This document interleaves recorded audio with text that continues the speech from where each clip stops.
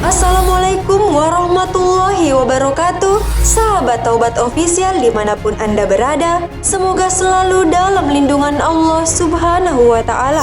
Tidak ada satu orang pun yang mengetahui seperti apa akhir perjalanan hidupnya di dunia. Apakah menjadi baik atau sebaliknya malah menjadi buruk di akhir hayatnya. Terdapat sebuah kisah seorang ahli ibadah yang patut menjadi bahan renungan bagi kita semua. Syekh Taqiyuddin Al-Hanbali dalam Mashaib Al-Insan min Makaid Asyaitan menuliskan perjalanan hidup Syekh Barsisa. Sebelum akhir hidupnya, Barsisa merupakan seorang hamba Allah Subhanahu wa Ta'ala yang ahli ibadah dan sangat baik budi pekertinya. Kisah yang sama juga pernah ditulis oleh sejumlah ulama, di antaranya Imam At-Tabari dalam tafsir surah Al-Hasyr ayat 16-17 dari riwayat Ibnu Mas'ud, Ibnu Katsir dalam kitab tafsirnya, dan Al-Bidayah wa An-Nihayah juz 2,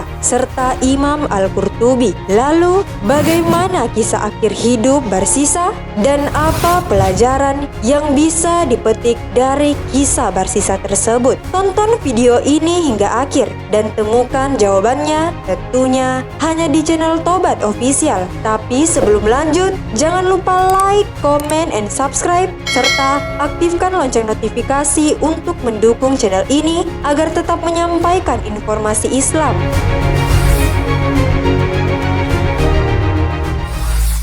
Barsisa Al-Abid. Begitulah orang-orang memberi gelar kepadanya, Al-Abid, yang berarti ahli ibadah. Predikat itu disematkan karena ia memang orang yang sangat tekun beribadah. Bahkan sampai-sampai malaikat pun terkagum-kagum atas ibadahnya. Ia juga merupakan seorang guru spiritual yang ulung. Konon, ia memiliki 60.000 murid yang semuanya berilmu tinggi dan memiliki keramat masing-masing. Namun, di tengah kekaguman para malaikat itu, lantas Allah Subhanahu wa Ta'ala mengherankannya dengan berkata kepada para malaikat, "Gerangan apa yang membuatmu begitu terkagum akan Barsisa? Padahal di dalam pandangan hakikatku, ia tak ubahnya seperti setan yang terkutuk." Lalu, malaikat pun tercengang mendengarkannya. Mereka mulai menerka-nerka akan takdir apakah yang akan membuat Barsisa tersungkur ke dalam perangkap setan yang hina-dina. Pernyataan Allah Subhanahu wa Ta'ala itu ternyata didengar iblis. Iblis yakin bahwa sang alim tersebut akan binasa dalam perangkapnya. Benar saja, iblis pun mulai menyiapkan agenda-agenda untuk memperdaya sasarannya itu. Iblis mendatangi kediaman Barsisa. Iblis menyamar sebagai seorang hamba Allah yang saleh dan taat. Ia meminta bertemu dengan Barsisa. Kemudian Barsisa memperkenalkan diri dan bertanya pada tamunya, "Engkau ini siapa dan apa maksudmu?" Iblis menjawab, "Aku ini hamba Allah yang beribadah kepadanya dan aku ingin pula membantu Tuhan dalam hal-hal ibadah." Kemudian Barsisa berkata kepadanya, "Barang siapa bermaksud beribadah kepada Allah, maka sesungguhnya Allah akan mencukupinya sebagai teman baik." Selama beberapa hari, iblis menampakkan kegigihan dan keuletannya beribadah. Iblis beribadah 3 hari 3 malam berturut-turut tanpa tidur, tanpa makan dan minum. Pemandangan ini pun membuat Barsisa takjub. "Aku ini pernah tidur dan aku ini makan dan minum, sedangkan engkau tidak makan sama sekali. Padahal aku beribadah kepada Allah bertahun-tahun tanpa sanggup meninggalkan makan minum. Oleh karena itu, apakah dayaku agar aku ini bisa menjadi seperti engkau?" tanya Barsisa. Iblis menjawab, "Pergilah engkau dari tempat ini dan kerjakan larangan Allah. Kemudian setelah itu, tobatlah kepada Allah karena Dia Maha Pengasih, maka engkau akan mendapat kemanisan bertobat kepadanya." Barsisa bertanya, "Bagaimana aku akan mendurhakai Allah setelah aku menyembahnya sekian lama?" Iblis menjawab, manusia apabila berdosa memerlukan ampunan atas segala dosa-dosanya. Barsisa bertanya, apakah dosa yang baik saya kerjakan? Iblis menjawab, zina. Barsisa berkata, kalau begitu pasti aku tidak melakukannya. Iblis menjawab, engkau bunuh seorang hamba Allah yang mukmin. Barsisa berkata,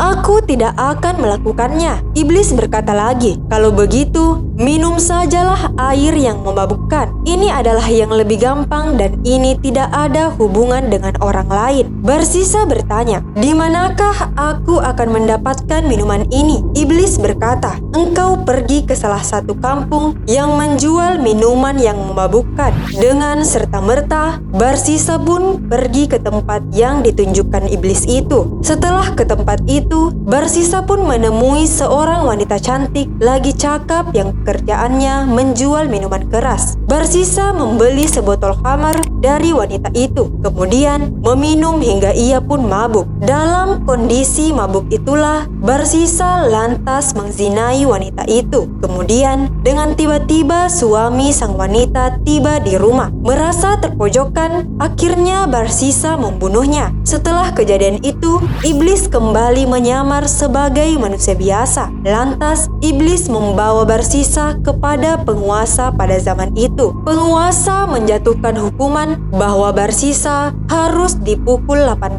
kali akibat meminum khamar dan ditambah 100 kali karena berzina. Untuk pelanggaran terakhir, yaitu membunuh nyawa tak berdosa, Barsisa diganjar harus disalib. Tatkala Barsisa dinaikkan ke tiang salib, iblis datang ke tempat Barsisa. Iblis menyamar sebagai seorang lelaki yang baik. Iblis bertanya, bagaimanakah pendapatmu tentang keadaanmu sekarang? Barsisa menjawab, malang bagi orang yang percaya kepada teman yang jahat. Tentulah orangnya akan binasa. Iblis menjawab, aku telah beribadah bersamamu sekian tahun lamanya. Akulah yang menyebabkan engkau disalib. Jika engkau menghendaki turun dari tiang salib, aku akan menurunkan engkau. Barsisa menjawab, itulah yang aku maksudkan. Turunkanlah aku. Aku akan berikan apa yang kau pinta dariku. Berkatalah iblis, nah, sujudlah kepadaku. Barsisa menjawab, bagaimana aku bersujud padahal aku terikat di tiang ini? Iblis menjawab, sujudlah dengan menganggukkan kepalamu. Maka Barsisa pun mengisyaratkan kepalanya dengan maksud sujud kepada iblis. Dengan sujud Barsisa, kafirlah ia kepada Allah Subhanahu wa Ta'ala dan pada agamanya. Lantas, apakah iblis tetap menolong Barsisa? Tentu saja tidak. Ketika ia telah berhasil menyesatkannya, iblis lepas tangan dari Barsisa, yang kemudian mati dalam keadaan kufur terhadap Allah Subhanahu wa Ta'ala. Seperti firman Allah Subhanahu wa Ta'ala dalam Al-Quran, bujukan orang-orang munafik itu seperti bujukan setan ketika ia berkata kepada manusia, kafirlah kamu. Kemudian ketika manusia itu menjadi kafir, ia berkata, sesungguhnya aku berlepas diri dari kamu, karena sesungguhnya aku takut kepada Allah, Tuhan seluruh alam. Quran Surah Al-Hasyr ayat 16.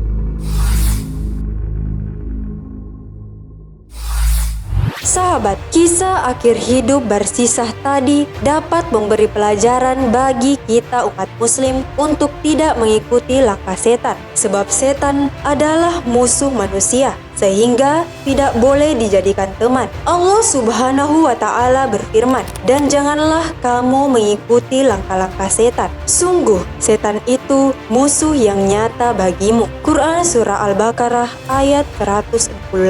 Iblis atau setan akan terus mengajak manusia untuk berbuat dosa, baik itu dosa kecil maupun dosa besar, karena iblis telah bersumpah akan menyesatkan manusia dari berbagai arah. Allah Subhanahu wa Ta'ala berfirman, iblis menjawab, karena engkau telah menghukum aku tersesat, pasti aku akan selalu menghalangi mereka dari jalanmu yang lurus. Kemudian pasti aku akan mendatangi mereka dari depan, dari belakang, dari samping kanan, dan dari kiri mereka, dan engkau tidak akan mendapati kebanyakan mereka bersyukur. Quran Surah Al-A'raf ayat 16-17. Wallahu a'lam bishawab, karena kebenaran hanya datangnya hanya dari Allah Subhanahu wa Ta'ala. Sahabat Taubat Official dimanapun Anda berada, al ilmu bila amalin kasyajari bila samarin. Ilmu tanpa pengamalan bagaikan pohon tak berbuah. Wassalamualaikum warahmatullahi wabarakatuh.